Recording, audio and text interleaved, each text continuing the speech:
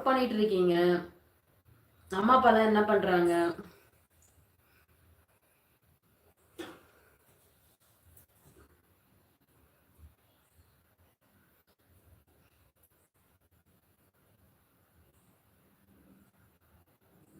ஆனா நான் உண்மைய சொல்லட்டுங்களா? ஆக்சுவலா கல்யாணம் ஆகலைன்னு சொல்லிட்டு இந்த ஆண்கள் தான் ரொம்ப ஃபீல் பண்றீங்க. பெண்கள்லாம் ஃபீல் பண்ணவே மாட்டாங்கங்க.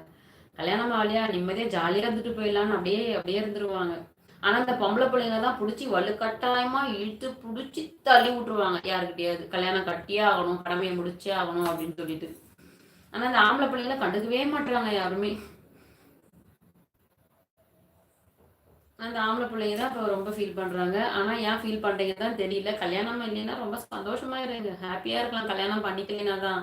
கல்யாணம் பண்ணிக்கிட்டா தான் கஷ்டமே. கல்யாணம் ஆகுற வரைக்கும் இது யாருக்கும் தெரியாது. கல்யாணம் முடிச்சதுக்கு அப்புறம் தான் ஏன்டா இந்த கல்யாணத்த பண்ணோம்